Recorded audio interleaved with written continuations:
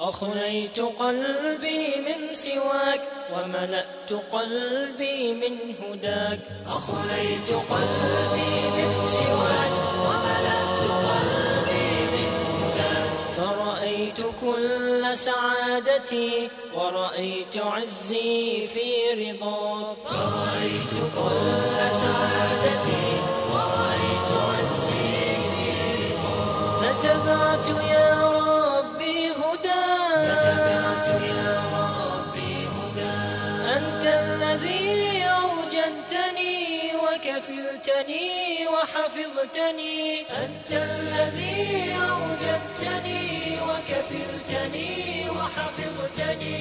وبكل فضل زدتني والفضل ما صنعت يداك. وبكل فضل زدتني والفضل ما صنعت يداك. يا من قلبي من دعاك.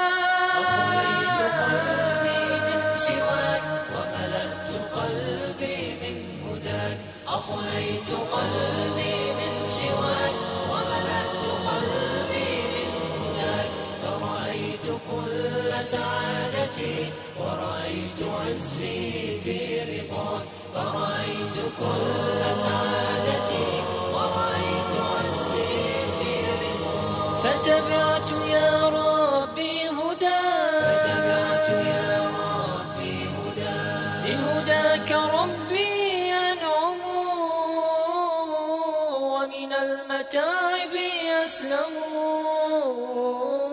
بهداك ربي الرجيم. بسم الله الرحمن الرحيم. إن الحمد لله نحمده ونستعينه ونستغفره ونؤمن به ونتوكل عليه ونعوذ بالله من شرور أنفسنا ومن سيئات أعمالنا. من يهديه الله فلا مضل له ومن يضلل فلا هادي له. ونشهد أن لا إله إلا الله وحده لا شريك له ونشهد أن محمدا عبده ورسوله. اما بعد، السلام علیکم و رحمت الله و برکاته. برادران اهل اسلام، روز شریف جمعه را از برای یکایک شما و در شخصیت شما، از برای اهل بیتاتون، از برای جمیع مسلمانان تبریک و تهنیت میگویم. خداوند این روز را برای امت محمد صلی الله علیه و سلم روزی سعادت، روزی سعید، روزی طاعات و عبادات و قبول گشتن طاعات و عبادات گرداند. آمین. هفته گذشته ما به شما وعده کرده بودیم که انشاءالله سلسله صحبت‌های تاریخی خیش را که سال 2007 کرده بودیم و بعدا با بعضی سبب‌ها منقطع شده بود انشاءالله ادامه خواهیم داد.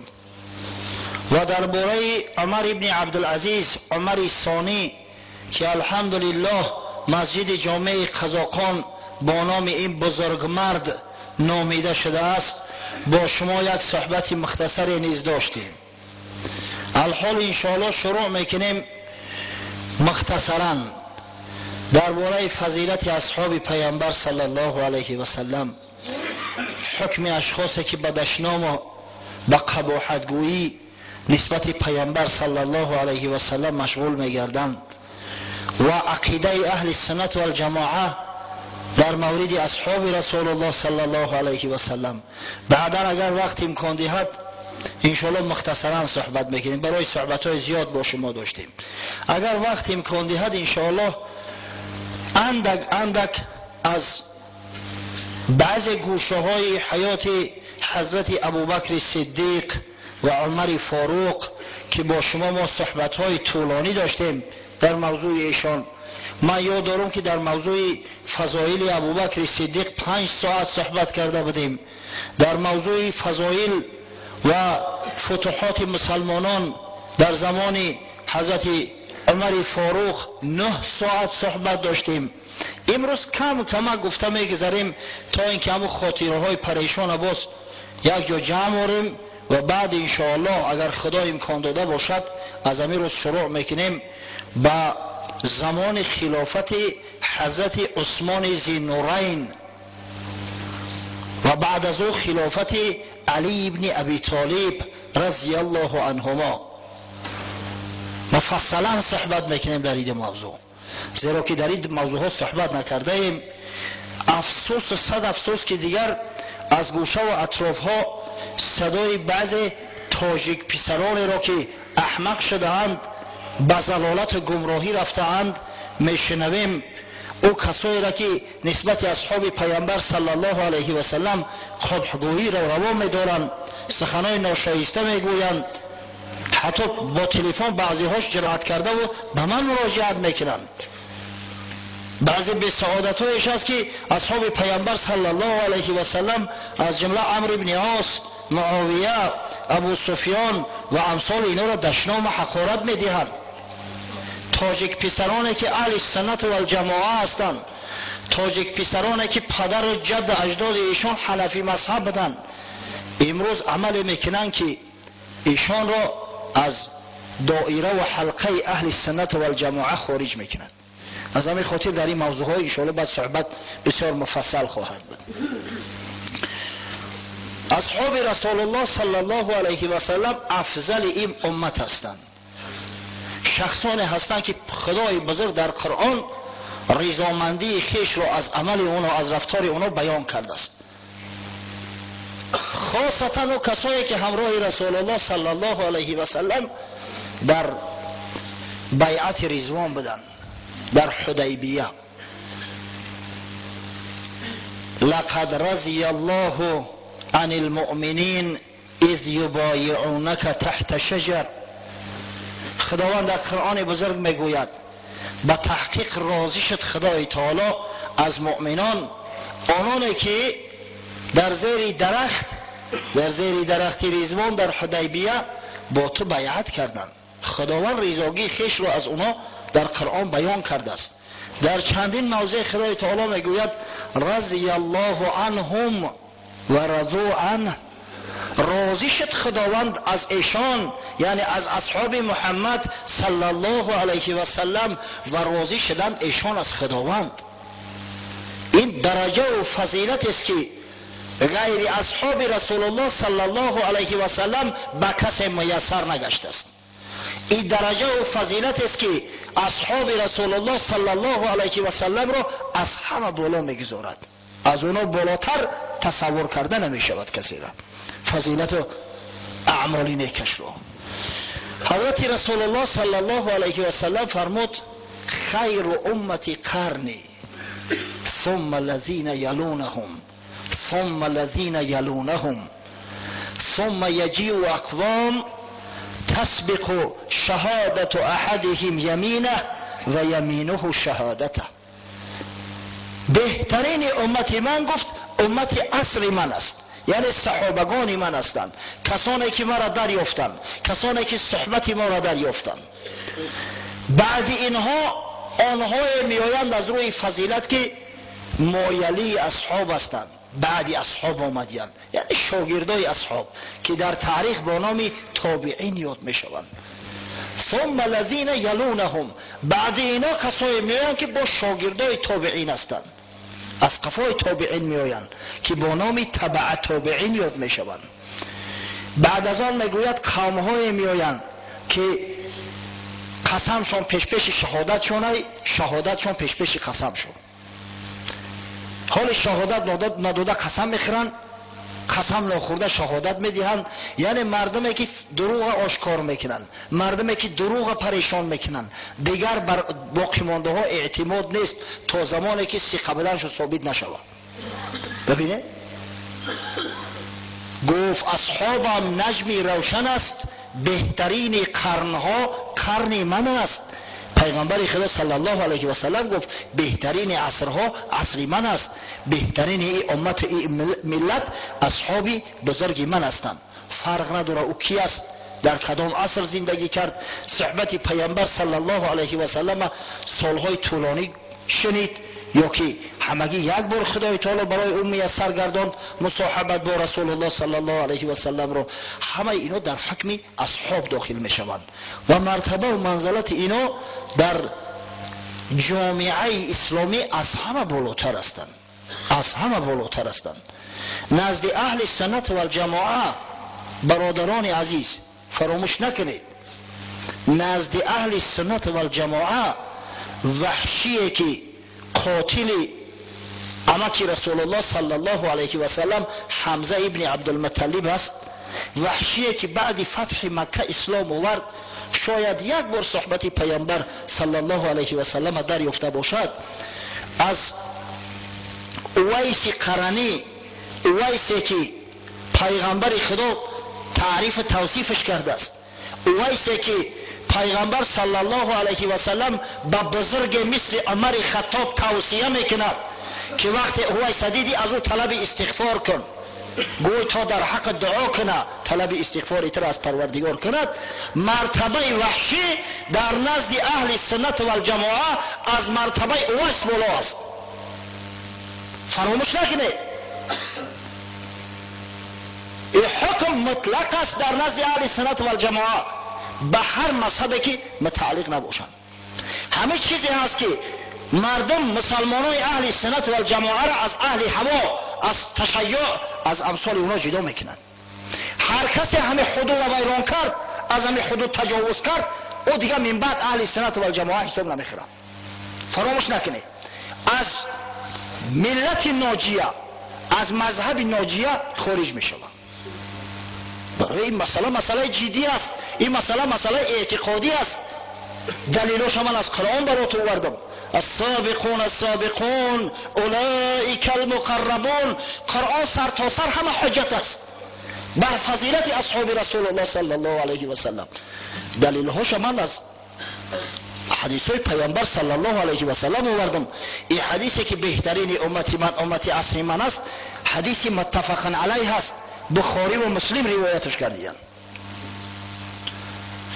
از حضرت ابو هریره و از حضرت ابی سعید خدری روایت است که پیامبر صلی الله علیه و سلم بار گفت لا تسوبوا اصحابی، لا تسوبوا اصحابی فوالذی نفسی بیده لو ان احدکم انفق فی سبیل الله مثل احد ذهبا ما ادرک مد احدهم ولا نصیفه.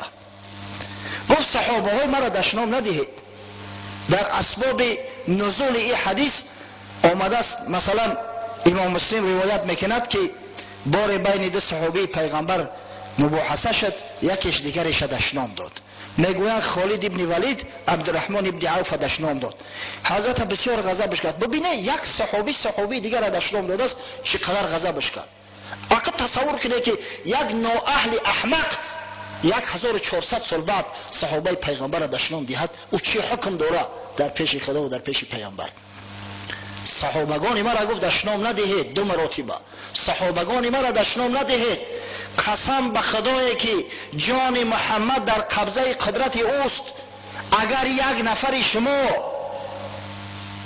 مقدار که احد طلا داشته باشد و در راه خدا صرفش کند، فضیلت ثوابی یک مشت صدقه را که یک صحابی من کرده است در نمی‌یابد، حتی نیم مشت. از این خاطر صحابه پیغمبر صلی الله علیه و سلم از همه بالا هستند.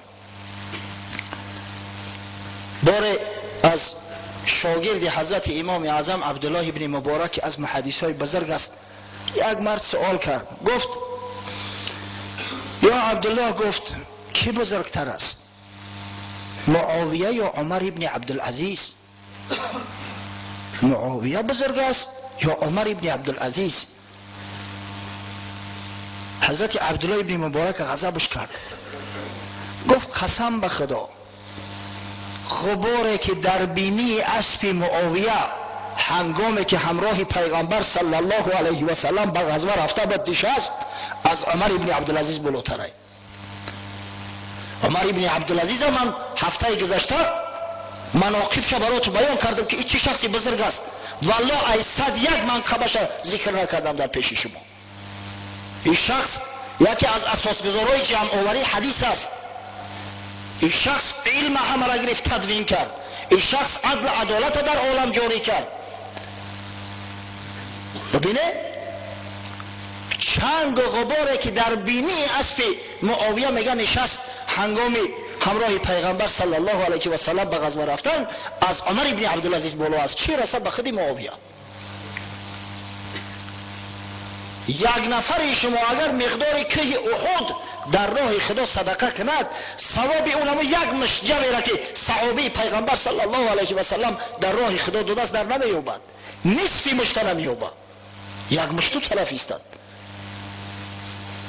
از این خاطر مرتبه و منزله صحابه ها در جای است، در محل است که عقل ما نمیگیرد. این مردای بزرگ فاضل ترین این ملت این امت هستند. وای به حال کسی که طعنه و ملامت شو میکنه، وای به حال کسی که نسبت اونا به ادبی اظهار میکنه. فردا روز قیامت رقیب او محمد صلی الله علیه و سلم خواهد بود. یکی از سبب‌های اون که امروز بعضی جوان‌های حتی از نظر علم شرعی به سواد زبان کشاده و تعرض میکنن و دعوا میکنن، سخنای قبیح نسبت پیامبر صلی الله علیه، خب سخنای قبیح نسبت اصحاب پیامبر صلی الله علیه و سلم اظهار میدارن. انتشار یافتن کتب اهل تشیع در جامعه ما است. من بار در این موضوع گفته بودم، متاسفانه بعضی کارخانه های هستند که بر زیان و ضرر اهل سنت و الجماعه، بر زیان و ضرر مسلمانای این سرزمین عقاید ایشان رو خراب کنان، کتاب های اهل تشیع خاصتا کتاب های تاریخی را به زبان تاجیکی و به خط سیریلیک، به خط کیریلی گردانده و در جامعه پهن کرده استند. حتی به پول هم تقسیم کردن. یک زمان من یاد دارم کتاب های مثل کتاب فروغ ابدیت جعفر سبحانی که از اهل تشیع است، از معرخای اهل تشیع، کتاب های سیره پیامبر صلی الله علیه و سلم که به قلم سید محسن امین متعلق هستند که ای شیخ های تشیع است. حتی کتاب های مثل انقلاب کربلا و امثال اینا را که سر تا سر از سخنهای لاف، گزاف، دروغ، بیهودگویی، تهمت بر اصحاب پیامبر صلی الله علیه و سلم عبارت هستند، به خط کیریلی به زبان تاجیکی انتشار داده و در میان طالب علم پهن کردن، خاصتا طالب علمایی که در مکتب‌های عالی دنیوی میخونن. او بیچاره طالب علم از علم با خبر نباشه، سواد نداشته باشه، او تاریخ اسلام نداند، حکم اصحاب پیامبر صلی الله علیه و سلم ندانه، نشناسه قدر منزلت اونا را. وقتی که این کتابا را میخونه همین را حقیقت گمان میکنه، بعد نعوذ بالله بعد ببینی که زبان تعرض دراز میکرد نسبت اصحاب پیامبر، سخنهای میگوید که والله نه در در میسته و نه در دیوار. باز میگم برادرای عزیز، قسم به خدا این کتابایی که نوشتهش دیدن همه مغرضانه هستند، همه تهمت هستند، همه با حقیقت منافات دارن، هیچ کدام یو از روی حقیقت گپ نمیزنن. وای به حال صاحباش در پیش خدا چی جواب میگفته باشن این مصنفای بدبختی به سعادت. بعضی جا میخونی گمان میکنی که در جنگ بدر همگی 4-5 آدم جنگ کردن و دیگه همه تماشابین. 4-5 آدم گویا در جنگ بدر غلبه کردن، در جنگ احد همگی 8 آدم جنگ کرده است دیگه همه گویا گریخته باشن. سخنایی که والله حتی یگان مستشرق جرأت نمیکنه اونا را گوید. شرق شناسای خارجی که یهودی هستن و نصرانی هستن جرأت نمیکنن نسبت اصحاب پیامبر صلی الله علیه و سلم همین دروغ را گویند، اما این به سعادت ها میگویند، این اهل هوا اهل تشیع میگویند دیورا. و از همه بدترش این است که مردم ما را گمراه کرده استند. خب در بین مردم خودشان میگفتن که ای سرشان مانه، اما وقتی که به خط کریلی چوب میکنن در میان جوانای ما پهنش میکنن، این معنای او را داره که مذهب خودشون تبلیغ کرده استند. اگر امروز ما به خود نیاییم، اگر ما امروز صد راه این فتنه‌گری ها را نگیریم، بالای سر این مردم فتنه های میآیند. بدترین فتنه است که وقتی عقیده آدم خراب میکنن، عقیده آدم ویران میکنن. وقتی نسبت اصحاب پیغمبر چنین بدگو شدیم، چنین بدگفتار شدیم، دیگر در کجای ما ایمان میماند؟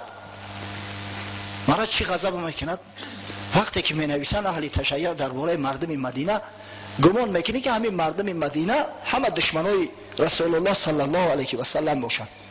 مردمی که پیامبر در مشکل ترین حالت مثل گهواره که چشم آوردن، جا و مکان دادن، دستگیریش کردن، انصار خدا و انصار رسول نامیده میشوند.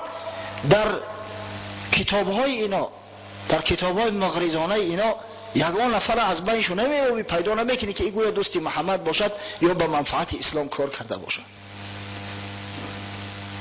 حضرت رسول الله صلی الله علیه و سلم فرموده بود آیت الایمان حب الانصار و آیت النفاق بغض الانصار. نشانه ایمان مسلمان محبت انصاری ها است. نشانه نفاق منافقیش غضب و نفرت داشتن نسبت انصار است. همین نشانه نفاق طبق حدیث صحیح پیغمبر در همین بعضی برادران میبینیم به یگان شبهه. از همون خاطر واقعا باعث تأسف است که در میان جوانای ما چنین عملهای ناشایسته امروز زیاد شده ایستادند، اما متاسفانه ما به لب کلوخ مالیده و خاموش میمانیم. این نابخشودنی است. الحمدلله عالمای اهل سنت و الجماعه در این مسئله هیچ اختلاف ندارند. الحمدلله. حتی در همین کنفرانسی که بخشیده به امام اعظم ابو حنیفه شد، اگر شما تماشا کرده باشی همون بحث های علمیشه، وقتی که یک نفر از علمای تشیع بعضی سخنهای ناسزا گفت، حتی ببینی همون شیخ ازهر شیخ طنطاوی به صبرانه سخن گرفت و با تمام شدت فهمانید که سب اصحاب پیامبر صلی الله علیه و سلم کفر و فسق است. هیچ کس حقوق نداره که نسبت صحابه پیغمبر صلی الله علیه و سلم زبانی تعرض دراز کند. سفسطه گویی هاتون مانید. در او تحذیر شد داد، خبر شو کرد که ما اهل سنت و الجماعه در این مسئله آشتی ناپذیریم. هیچ نوع گذشت نیست. وقتی که بهترین ای امت کسی طعنه و ملامت میزند دیگر چی میماند؟ ناقل قرآن اصحاب پیامبر هستند، ناقل سنن پیامبر، ناقل احادیث رسول الله صلی الله علیه و سلم اصحاب هستند. وقتی اصحاب کذاب گفتیم، وقتی اصحاب کافر گفتیم نعوذ بالله، وقتی اصحاب لعین گفتیم و حقارت کردیم، دیگه چی میمونه؟ پس ما در علم خود شک میکنیم، علم خود بر دروغ میشماریم. بسیار عاقبت‌های ناگوار دارد. حضرت شیخ عطار در مثنوی شریف روایت میکند برای تعلیم بعضی بی‌بصران احمقی که خودشو هیچ قدر منزلت ندارن اما زبان طعنه و ملامت نسبت امت اسلامی خاصتا نسبت اصحاب بزرگ رسول الله صلی الله علیه و سلم دراز میکنن، میفرماید سید عالم بخواست از کردگار، گفت کار امتم با من گذار، تا نیابد اطلاع هیچ کس بر گناه امت من یک نفس. حضرت رسول الله صلی الله علیه و سلم میگوید بار دعا کرد که پروردگارا همه سیری امت فقط برای خودم آشکار کن، برای دیگران را نه، تا اینکه از گناه امت من هیچ که با خبر نشود، اینا شرمنده و شرمساری روز قیامت نگردن. فقط همین سیری امت برای خودم بگذار. حق تعالی گفت ای صدر کبار، گر ببینی آن گناهی بیشمار، تو نداری تابعان حیران شوی، شرم آری و از میان پنهان شوی. حضرت خداوندی گفت یا حبیبی من ای محمد صلی الله علیه و سلم، اگر من این سیر اسرار امت در پیش تو آشکار کنم، تو وقتی گناههای بعض بی‌بصرا را ببینی، گناههای بعض عاقل پدرا را ببینی، تو طاقت نمیکنی، میگریزی از بینشو، دیگه طاقت شنیدن گناهاشو نمیکنی. عایشه کبوت همچون جان تو را، سیر شد زودیر به یک بهتان تو را. عایشه که اینقدر تو دوستش میداری، به یک تهمتگرا بردی در خانه پدرش ماندیش، تا زمانی که خدای تعالی پاک بدن و پاک دامن بدنش ثابت نکرد، نرفتی نگرفتی نه آوردیش. چون بگشتی از گرامی تر کسی، پرگناه هستند در امت بسه، تو تو نداری تا به چندان گناه، کار امت را رها کن با اله. وقتی از عزیزترین شخص گشتی، آخی در این امتی تو یک بدبختای هستند که تو طاقت شنیدن گناهی اونا را نداری، شب تا سحر خلاپش کنه که فلان عید مردم عید خود ندارن، بر روستا بگه خرواری خواه میکنن، 5 نماز ترک کرده. تو طاقت برداشتن گناه ها را نداری، شنیدنش نداری. حتی بعد میگو من بیزارم از ایتری امتم، بیزارم از نماینده های ای امت. تو نداری تا به چندان گناه، امتی خود را رها کن با اله. امت به خدا رها کن، حوالش به خدا کن. این من هستم که سیری امتی ترا میپوشونم، این من هستم که با مهلت شو میتم، این من هستم که با این امت بهترین امت میگم. به خاطر بعضی صادقاش، به خاطر بعضی خدا ترسا، به خاطر بعضی ذاکرا و ساجدا. کار امت چه نه کار مصطفی است، کی شود این کار از گفتی تراست. و تو بدبخت وقتی که کار امت کار محمد صلی الله علیه و سلم نیست، تو کی هستی که در کار امت عقلکی میکنی؟ تو کی هستی که کی کهنه را بود میتی؟ تو کی هستی که قدر دعوا و جنجال میکنی، از پشت حق میگردی؟ تو کی خودت؟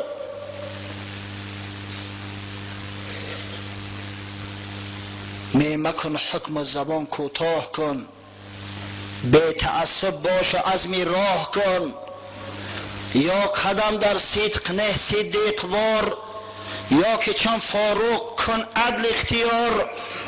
یا چه عثمان پر حیا و حلم باش، یا چه حیدر بحر جود و علم باش.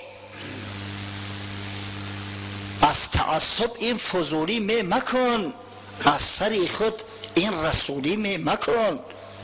شیخ عطار نصیحت میکنه. پس ای مردی مسلمان، یا مثل ابوبکر صدیق صادق شو، با صدق قدم بزن. یا مثل فاروق عدل اختیار که عادل باش. یا مثل حضرت عثمان، از حضرت عثمان حلم و حیا و شرم شو بگی. ای حضرت علی علم و دانش و زیرکی و بحر جود و جوان مردی بدن شو بگی. با تعصب فضولی نکه، عقلکی نکه، از پیش خود حکم نکه که وای به حالت که شرمنده میگردی، رسوا میگردی، هم شرمنده دنیا و هم شرمنده آخرت. حکم اصحاب پیامبر صلی الله علیه و سلم چنین است، ما حق نداریم که زبانی تعرض درست کنیم. اصحاب کن نجوم، پیغمبر میگه صحابه های من مثل ستاره ها هستن.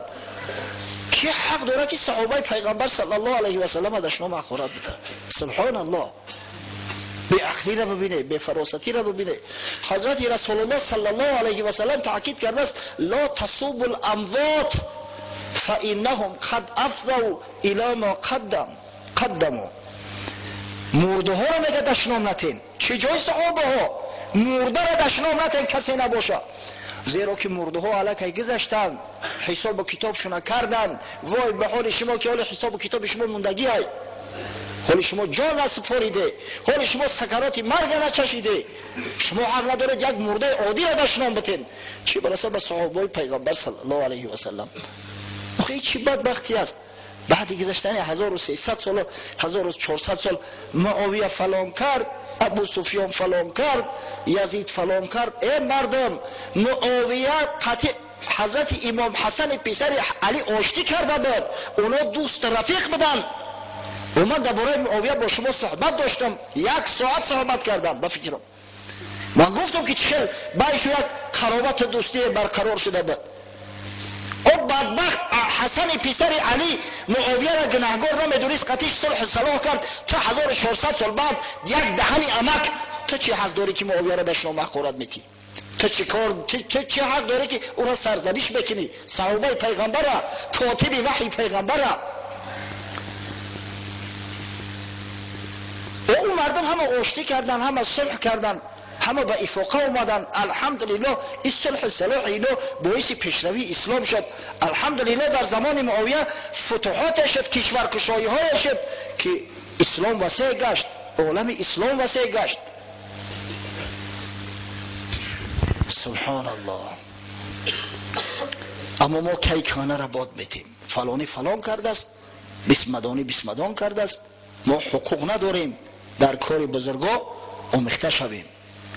ببینید حالی واقعی عاشورا را او قدر نگذشته است، این قدر زن و کفته که خدا میکنن، این قدر زنجیر شپ خدا میکنن، والله این قدر قوه صرف میکنن، این قدر مال صرف میکنن، این را در راه حق صرف کنن خیلی جاها عبودان میشود.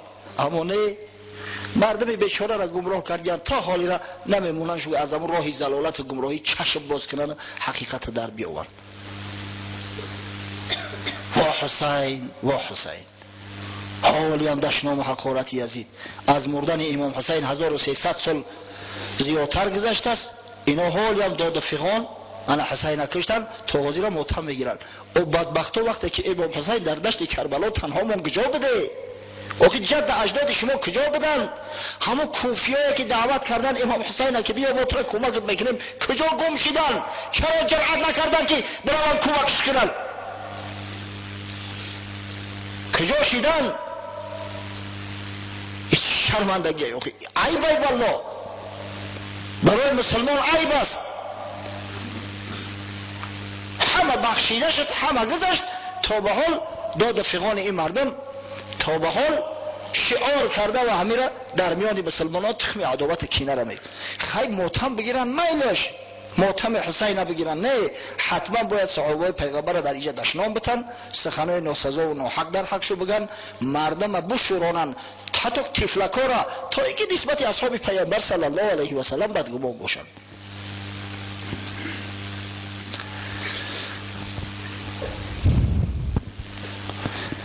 روز عاشورا الحمدلله ما اهل سنت و الجماعه روزه گرفتیم، با یه روز دیگر هم خطی شیلوه کردیم، بعضی ها یه روز پیش گرفتن، بعضی ها یه روز بعدی عاشورا گرفتن، عبادت خدا را کردیم.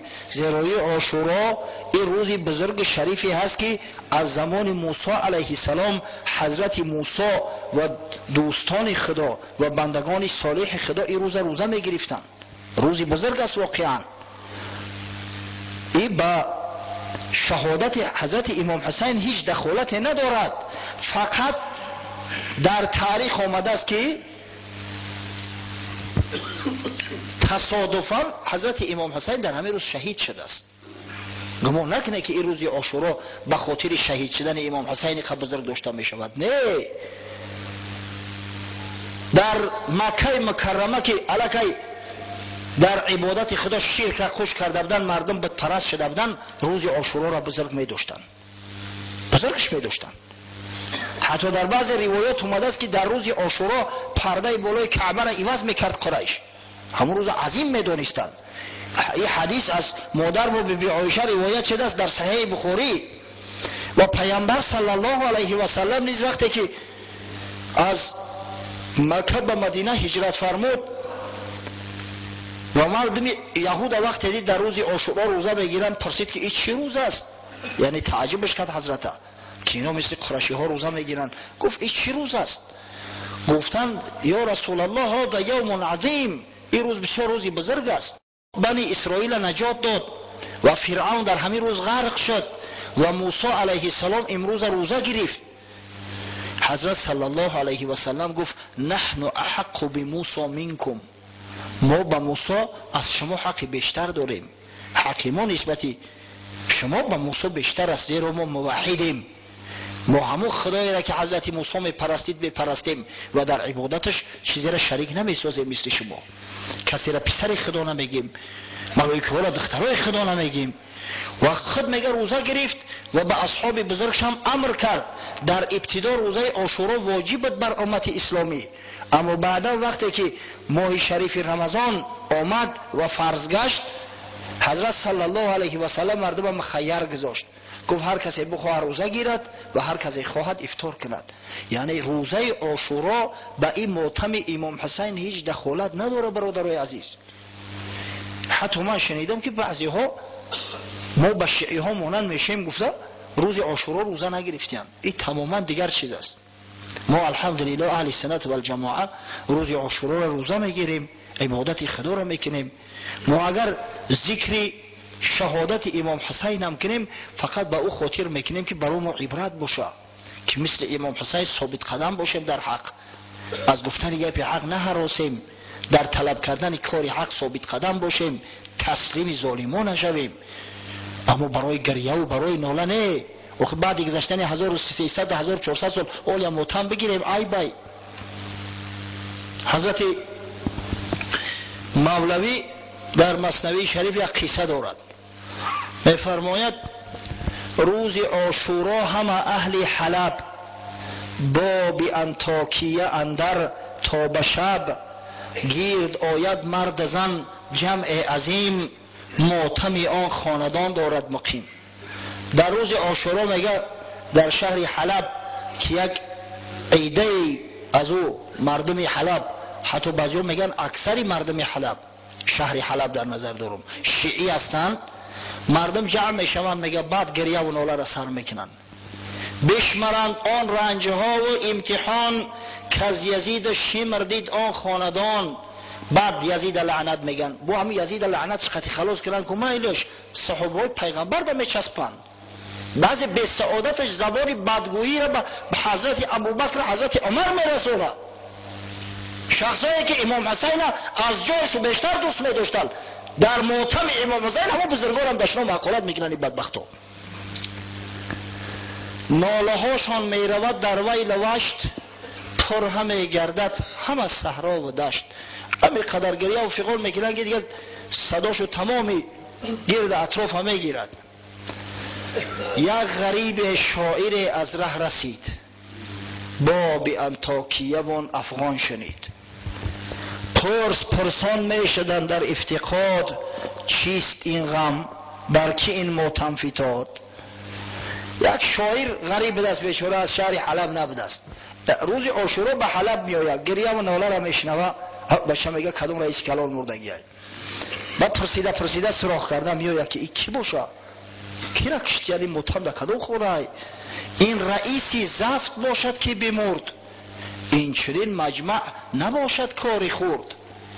چیست نام و پیشه و اوصاف او، تا نویسم مرثیه زلطاف او. مرثیه سازم که مرد شاعرم، تا از این ره برگ لالنگ برم. کی میگه یگون رئیس کلان ای، این قدر آدم جمع شده است، 10,000 آدم در ماتم اندک، در مصیبت اندک جمع نمیشوند. نامش چیه؟ نامش بگنده یا شعرش بنویسم، یگان مرثیه و سوگواریش بنویسم، یگان سنکار کنم. اون یکی گفتش که هی دیوانه ای، تو نی شیعه عدوی خانه ای. روز عاشورا نمیدانی که هست، ماتم جانی که از قرن به هست. یا شیعی گفت بدبخت دیوانه ای، تو چی؟ تو نخونه دونی که همین روزی عاشورا روزی ماتم امام حسین ای، تو سراغ کرده اومدستی که کی مرده باشه؟ گفت آره لیکو دوری یزید، کی به دست این غم چی در اینجا رسید. مرده بود است تا این دم شما که کن جامه دریده در غذا. گفت میفهمم، اینا فهمیدم، جانم فدای امام حسین. نه که امام حسین کی شهید شد؟ آخی دوره یزید کی بود؟ 300-400 سال گذشته است از شهادت امام حسین. او شما مرده بوده، توی وقتا کجا بوده؟ نموت هم بگیره، نمجا باید رو بدره. پس دعا برخط کنید ای خفتگان، زان که بد مرگ است این خوابیگران. در این صورت برخطان گریه کنید که خوابیگران ای مرگ بدتر ای. چی درد داشته که توی وقت ماتمش نگرفته؟ چی درد داشته که سری وقت کمکش نکرده، دستگیریش نکرده؟ روح سلطان زیزندان بجست، جامه چند در ریم و چند خواهیم دست. تصور کنه که روح در بدن زندانی ای، میخواهد تیستر پرواز کنه از همین بدنی پر نجاست خارج شود. انا که روح یک سلطان، یک دوستی خدا، فرزند پیغمبری خدا از زندان بدن خلاص یافت، با بچه راهه، با راه شهادت نعمت خدا را ببینه، رحمت خدا را ببینه که خواست که همین حسین که قرة اعین پیغمبر بود، ریحان پیغمبر در دنیا بود، با شهادت از دنیا برو تا فردا روز قیامت هم رشید پیغمبرها باشه. چون که ایشان خسروی دین بوده اند، وقتی شادی شد چه بشکستند بند، سوی شادروان جنت تاختند، کنده و زنجیر را انداختند. آخه یا دوستای خدا هستند یا پیشواهای ما هستند، امامای ما هستند. گریه نکنه، شما شادی کنه که تیزتر جانشو خلاص شد از همین دنیای نکبت بار، تیزتر به وصال خدا رسیدن. خدای تعالی به حبیبش محمد صلی الله علیه و سلم جبرئیل امین فرستاد، گفت به حبیبی من بگو که یا محمد ساعت اجلت نزدیک آمد، اگر تو بخواهی من نمیگیرم روحی ترا، تا روز قیامت زندت میمونم. اما مردن حق است، هیچ که از چنگ اجل نمیره. اگر بخواهی زودتر به وصال من برسی بیو. حضرت رسول الله صلی الله علیه و سلم آخرین سخنی که به زبان رانده است قبل از قبض روحش گفت الی رفیق الاعلا، من به سوی رفیق اعلا میرم، شما را چیکار کنم؟ الی رفیق الاعلا. و وقتی که امام حسین به سوی پروردگار شتابان رفت، به سوی مغفرت خدا، به سوی جنتی که پهنش برابر 7 آسمان و 7 زمین است، شما چقدر گریه میکنی، چقدر روکنی و مکنی میکنی؟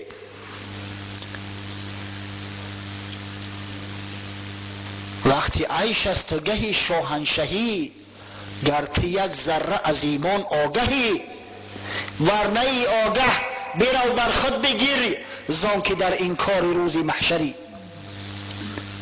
بر دل و دین خرابت نوحه کن، کی نمی بیند بجز خاک کهان. اگر به شرطی که عقل فراست داشته باشی، تو میدونی که امروز روزی خرسندی است، روز شادی است. اما اگر عقل نداشته باشی بر خودت گریه که وای به حالت که تو در این کار روزی محشری. تو مگر نمیدونی که بعد این دنیا دنیای دیگر است؟ از قفای دنیا دنیای وسیع است که خدای تعالی در قرآن ارض الواسعش گفته است، زمین وسیع. بعد این دنیای نکبتبار برای مسلمان نعمت پروردگار میرسد، رحمت خدا میرسد، زود به وصال پروردگار میرسد بنده مؤمن. مرگ برای مؤمن رسیدن به وصال دوست است. اگر از این که غافل باشی بر خودت گریه کن، زیرا که این چشم بدبختی تو غیر خاک کهنه چیزی را نمیبینه. آن که جودید آب را نکند دریخ، خاصه آن کو دید آن دریا و میخ. او شخصی که جو را دید، آبی روان دید، نهری روان دید، پروای ستیل به ستیل آب میکنه؟ پروا نمیکنه. نهری روان پیشش رفته است، چیکار میکنه؟ و ستیل آبی تره. از همین خاطر کام کسی را که به اقبال آخرت شیرین کردن او دیگه پروای دنیا نداره. چون از آن اقبال شیرین شد دهان، سرد شد بر آدمی ملک جهان. از این خاطر بعد 1300 سال و 400 سال این عملایی که یا میکنن باور کنه از اسلام بوی نبردیم. کهنه کردن کینه و قدرتی که علیه بخشیده شده است، همین مگر از روی اسلام است، همین از روی عدالت است، از روی انصاف است. پیغمبر خدا صلی الله علیه و سلم میگه لا یحل للمسلم ان یهجر اخاه المسلم فوق 3. برای مسلمان حلال نیست که برادر مسلمان خودش از 3 روز زیادتر قطعش قهری کنه. حلال نیست. شخصایی را که علاقه مردیان استخواناشو پوسیده است، کاه کهنه را با داده و کافتن تا حاضر در میان مسلمان ها کینه انداختن، مگر از روی عقل است، از روی فراست است. و یک عیده جوانای احمقی ما با پیرو شدیم به اونا، با توتیوار سخنی همونا را تکرار میکنن. یک 3-4 روز پیش از این تلفن رو میکنه یک برادر، تلفن توسط تلفن. اینقدر فهموندمش، دیدم که بسیار فهمی کجروی احمق است. گفتم برادر بیا در پیشم بشی، این صحبت تلفنی نیست. من ترا یک شروع بفهمون اومد، تو بسیار کج شدگی، ولی جوان مرگی یا شستی راستت کردن میشوه. اگر به همین کجی اگر رفتی وای به حالت که تمام دیگر میمونی، دیگر در جهالت میمونی. از همین خاطر بر مسلمان نمیسزد، بر مسلمان عیب است که بعد گذشتن 1300 سال 400 سال بزرگایی را که در راه اسلام خدمت کردند، بزرگایی را که هم نشین پیغمبر بودند، هم قده پیغمبر بودند، در جنگ ها در رکاب پیامبر صلی الله علیه و سلم با دشمنان خدا می جنگیدند، با سخنهای بد با سخنهای قبیح نام گیرند و بیان کنند. خاصتا اصحاب بزرگ رسول الله صلی الله علیه و سلم و از میان اونها 4 یار حضرت خلفای راشد ما را که افضل این امت هستند. حضرت ابوبکر صدیق در بارش صحبت زیاد کردیم. سعید ابن مسیب روایت میکند کان ابوبکر من رسول الله صلی الله علیه و سلم مکان الوزیر. حضرت ابوبکر صدیق میگه در نزد پیغمبر خدا حکم وزیر داشت. وزیر پیغمبر صلی الله علیه و سلم بود، وزیر رسول الله. فکان یشاوره فی اموره کلهم، در همه کارها مشورت میداد به پیغمبر. حضرت در امور دینی و در امور دولتی میشش قطعش مشورت میپرسید چیکار کنیم، کارا چی نو کنیم که به بهترین صورت انجام بگیره.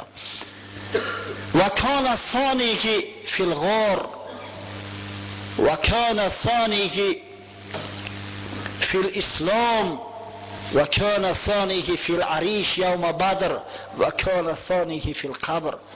دویم شخص بود بعد پیامبر صلی الله علیه و سلم در اسلام. دویم شخص بود در غار. صفت وصف شد خدای تعالی در قرآن آورده است، در این هیچ شکی نیست. و این شخص در روز بدر در پهلوی پیغمبر صلی الله علیه و سلم بود و این بزرگمرد قبرش در پهلوی قبر رسول الله صلی الله علیه و سلم قرار دارد. فکان رسول الله صلی الله علیه و سلم لا یقدم احدا علیه. از این خاطر پیغمبر خدا هیچ کس بر ابوبکر مقدم نمیدونست. عمر را که پیغمبر میگه اگر من به پیغمبری مبعوث نمیشدم عمر مبعوث میشد.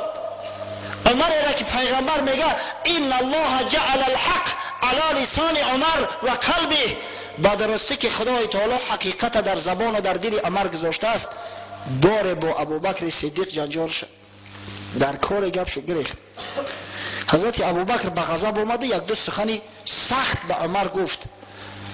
عمر دل آزرده شد، قهری کرد. وقتی ابوبکر صدیق عذرخواهی کرد دیگه عذرش نپذیرفت، خونش رفت. ابوبکر از قفا خانه حضرت عمر رفت که دیگه درش نگشود. آمد بسیار محزون. حضرت وقتی دوست شدید گفت ای ابوبکر با کسی مخاصمه کرده است، با کسی جنجال شدگی ای اوضاعش معلومه. اومد در پیش پیغمبر شیش گفت یا رسول الله با عمر در مسئله شور خوردیم، یک دو گپی قبیحش گفتم قهر کرده است، قطعی من گپ نمیزنم. یا حضرت عمر هم پشیمان شد از کاری کردگیش، از قفا آمد که گفتن ابوبکر نزد پیغمبر است. خیست اومد گفت السلام علیکم یا رسول الله. حضرت از غضب سلامش علیک نگرفت، سلام عمر علیک نگرفت، روش تابید. بعد حضرت ابوبکر اومد در پیش زانو زده گفت یا رسول الله قسم به خدا عیب از من است، از عمر نیست، کمبودی ای عمر نیست. بعد حضرت گشت گفت که وقتی که همه شما مرا ترک کرده گفته کذبت، دروغ گفتی. ابوبکر یگانه شخصی بود که گفت صدق، راست گفته است. با جان و مالش در پیش من بیچاره بود، دستگیری من کرد. شما امروز با دوستی من قهری میکنید، شما با دوستی من گفت قهری میکنید. هر کسی با ابوبکر دشمنی میورزه با من دشمنی میورزه، با خدای من دشمنی میورزه. با همین تمام دیگه کسی جرأت نمیکرد که یک سخن نسبت ابوبکر به زبان بیاره. او حضرت حکم فرشته ها را داشت، به هیچ کس هم یگان امکان نمیداد که یک سخن ناجور را در حقش بگن. همین شخصی صالح وقتی که شخصی دشمن بود چی بگه در حقش؟ این فراست، این عقل ما. در پیغمبر صلی الله علیه و سلم گفت انت عتیق الله من النار. یا ابوبکر گفت تو آزاد کرده خدا هستی از آتش دوزخ. خدا تو را از آتش دوزخ خلاصت کرده گیه، تو نجات یافتگی از آتش دوزخ. لو كنت متخذا خلیلا لاتخذ ابا بکر خلیلا ولکنه اخی و صاحبی وقد اتخذ الله عز وجل صاحبکم خلیلا. متفق علیه. بخاری و مسلم روایت میکنن که پیغمبر خدا صلی الله علیه و سلم گفت اگر من از میان شما یگان دوست جانی اختیار میکردم ابوبکر صدیق اختیار میکردم. یکی ابوبکر برادر من است، رفیق من است، اما خلیل نیست. چرا؟ زیرا که خدا پیغمبر شما را خلیل خود گرفته است. من خلیل خدا هستم، من حبیب خدا هستم. برای با ابوبکر من برادر هستم، دوست هستم، رفیق هستم، اما من خلیل خدا هم. اما اگر از مردم کسی را خلیل اختیار میکردم صدیق اختیار میکردم.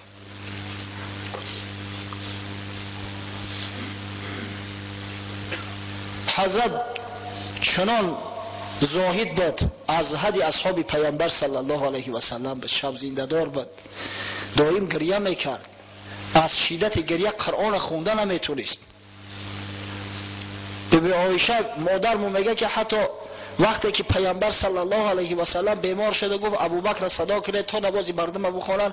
من میگه گفتم یا رسول الله بسیار دلش نازکه، خود اگر تو ببینه در این حالت، در حالت مرگ، در حالت بیماری، از گریه را دیگه نماز خوندن نمیتونه، تلفظ کردن نمیتونه. اما تاکید کرد که ابوبکر بیاری، یعنی کسی را بر ابوبکر به قدم نمیگذاشت، هیچ کس از ابوبکر پیش نمیگذاشت. در صحیح بخاری اومد از حضرت عمرو بن عاص میگه نزد پیغمبر اومدم صلی الله علیه و سلم، گفتم من احب الناس الیک یا رسول الله، ای پیغمبر خدا دوستترین شخص از مردم پیش تو کی است؟ گفت عایشه. میگه گفتم من الرجال، از مردا کی است؟ گفت ابوها، پدرش. و گفتم ثم من، بعد یو کی؟ گفت عمر. یعنی اختیار ابوبکر صدیق به خلافت این امر تصادفی نیست، این چیزی واقعی است. حقیقتا حضرت ابوبکر صدیق در نزد محمد صلی الله علیه و سلم و اصحاب حضرت رسول الله مقدم بود، ای همه بالا بود. پسر حضرت عمر عبدالله ابن عمر میگه کنا نخیر فی زمن رسول الله صلی الله علیه و سلم فنخیر ابوبکر ثم عمر بن الخطاب ثم عثمان بن عفان. ما میگه در زمان پیغمبر وقتی که مردم طبقه بندی میکردیم، ریتینگ قطعی میموندیم، در جای اول همیشه ابوبکر صدیق میومد، در جای دوم عمر خطاب، در جای سوم عثمان ذوالنورین. این یگان چرزبازی نیست. در کار خلافت مسلمانان چرزبازی جا نداره. آدمی که عقل و فراست داره به زبان این سخنی شنیع باید نرانه. پس او کسایی که همون کتابه نامبر شده در دستشون است، خواهش میکنم مادام که شما آگاه نیستید، از تاریخ اسلام بخبرید، از تاریخ اصحاب بخبرید، همون را از خودتون دور کنید. گمش کنید تا ماینتون زهرآلود نکنه. ماینه اگر زهرآلود شد برای پاک ساختن او خیلی جان کهاندن لازمه. سالها در کار است که او ماینه زهرآلود تازه شود، آزاده شود. باور کنید. از بحر یک کتابو بگذارید. گفتم کتاب فروغ ابدیت جعفر سبحانی، کتاب سیره پیامبر صلی الله علیه و سلم سید محسن امین و کتاب انقلاب کربلا، مصنفش نامش از یادم رفت است، نه که یک شاعری ما نوشته استش، با به خط کلیلی گردوند استش. متاسفانه انا خدمت خرسانه برای ملت کردن انمی است، جای آن که یک منفعت برای مردم برسونی خدمت خرسانه میکنی. خوشا به حال او جوان مردایی که برای این ملت خدمت اصیل کردن، خوشا به حال او پیشوا و رهبرایی که جشن امام اعظم ابو حنیفه را در این مملکت دایر ساختن تا مردم چنگ به مذهب نابی حضرت امام اعظم ابو حنیفه بزنن. وای به حال اونایی که عقیده مردم ما را زهرآلود میکنن. انشاءالله در دنیا هم شرمنده و رسوان، فردا روز قیامت هم شرمنده و رسوا میخیزن. حضرت شیخ عطار روایت میکند در منطقه تیرش یک مثنوی بسیار معروف دارد. ای که لاف از عقل از لب میزنی، پس چرا دم در تعصب میزنی؟ وقتی دعوا میکنی که ما عقل داریم، ما اهل تشیع عقل رسا داریم، عقلگرا هستیم، پس چرا دم از تعصب میزنی؟ چرا اینقدر متعصب هستی؟ چرا اینقدر کور هستی، نابینا هستی، از حقیقت چشم میپوشانی؟ در خلافت میل نیست بیخبر، میل کی آید زی ابوبکر و عمر. در خلافت میل نیست، چریزبازی نیست. هیچ وقت از ابوبکر و عمر تصور کرده نمیشه و میل اگر بودی بر این دو مقتدا، هر دو کردندی پسر را پیشوا. اگر اینا که میل می داشتن و چریز میکردن، هر دوشان فرزندای صالح داشتن، فرزندای جوانمرد داشتن، روی کار پسراشون چرا در جای خودشو تعیین نکردن؟ گر کنی تکذیب اصحاب رسول، قول پیغمبر نکردستی قبول. گفت هر یاریم نجمی روشن است، بهترین قرنها قرنی من است. بهترین چه نزدی تو باشد بتر، کی توان گفتن تو را صاحب نظر. اگر تو اصحاب پیغمبر را دروغگو بشماری، پس تو قول پیغمبر خطر رد کردستی که پیغمبر گفت خیر امتی قرنی، بهترین امتی من امتی عصری من است. تو وقت بهترین را بدترین میگوی، کی صاحب نظر هستی؟ کی صاحب عقل صاحب فراست هستی؟ دائما صدیق مردی راه بود، فارغ از کل عازم درگاه بود. مال و دختر کرد بر سر جان نیسار، ظلم نکند این چنین کس شرم دار. ابوبکر جان فدا میتونست ظلم کنه؟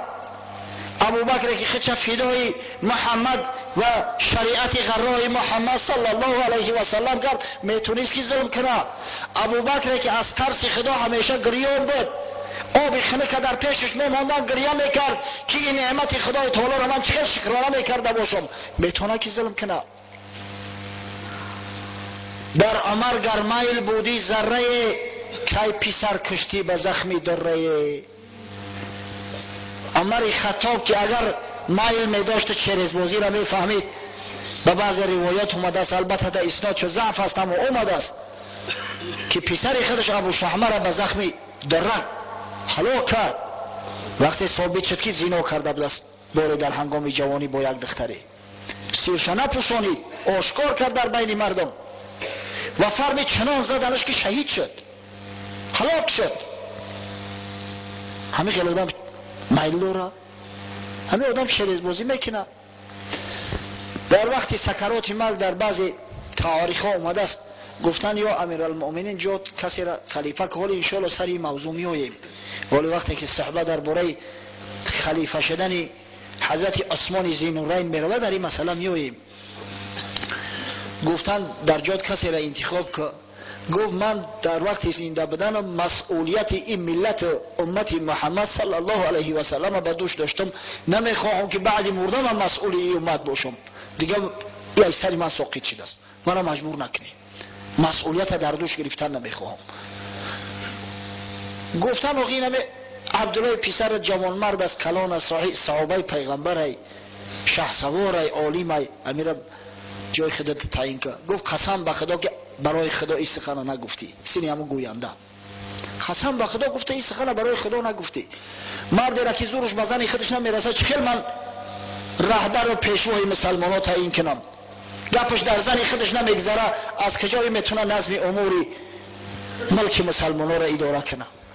همین شخص میتونه که چریزبازی کنه؟ تصور کنید.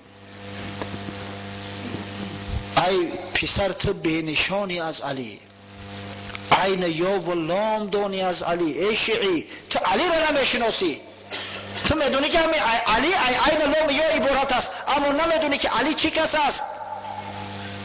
چند گوی مرتضی محروم بود از خلافت راند، چند گوی مرتضی مظلوم بود از خلافت راندن محروم بود. چون علی شیری حق است تاج سر، ظلم نتوان کرد با شیر ای پسر. ایزا نمیکشی که بگوی علی مرتضی محروم بود ظلمش کردن.